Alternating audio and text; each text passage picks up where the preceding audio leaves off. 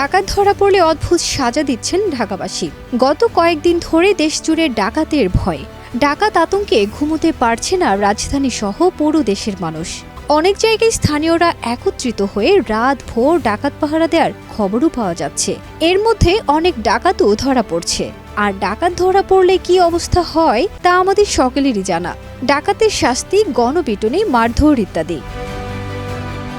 তবে রাজধানীবাসী ডাকাতদের সাজা দিচ্ছেন ভিন্নভাবে। কেউ কেউ ডাকাত দলকে নাচাচ্ছেন, কেউ আবার হাস্যরসিকতার মাধ্যমে নাকানি চুকানি খাওয়াচ্ছেন। সেই সব ভিডিও সোশ্যালে হচ্ছে ভাইরাল। ডাকাতের শাস্তি হচ্ছে নেচে দেখাতে হবে, গান গেয়ে শোনাতে হবে কিংবা অভিনয় করতে হবে। নাচ না পারলে বা অসম্মতি প্রকাশ করলে কেলানিও খাচ্ছেন।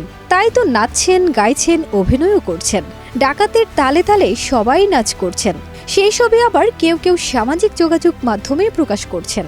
এতে ডাকাতেরও ভয় লাঘব হচ্ছে, দর্শকও মজা পাচ্ছে। এমনটাই ফুটে উঠছে ভিডিও চিত্রগুলোতে। তবে এসব কর্মকাণ্ডে জড়িত ব্যক্তিরা ধরা পড়ছেন স্থানীয় লোকজন ও শিক্ষার্থীদের হাতে, পাচ্ছেন উপযুক্ত শাস্তিও। যেসব ডাকাত ধরা পড়ছে তারা কেউ রেহাই পাচ্ছে না সাধারণ জনতার হাত থেকে। পরিবেশ পরিস্থিতি অনুযায়ী জনতার ক্ষোভের ও মারধরের শিকার হচ্ছেন তারা। কখনো মার খাচ্ছে, আবার কখনো লাঞ্ছিত হচ্ছে চরমভাবে। তবে কোথাও কোথাও দেখা যাচ্ছে এর ভিন্ন চিত্র। ডাকাতদের সাথে মজা করে করে শাস্তি দিচ্ছেন সাধারণ জনতা এবং শিক্ষার্থীরা।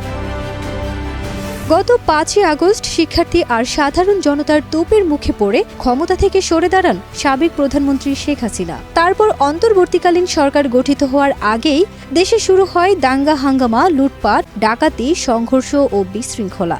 দেশে তখন আইন প্রয়োগ নেতা এবং আইন শৃঙ্খলা বাহিনীর অনুপস্থিতিতে এসব অপকর্ম বেড়ে গেছে বলে ধারণা সকলের।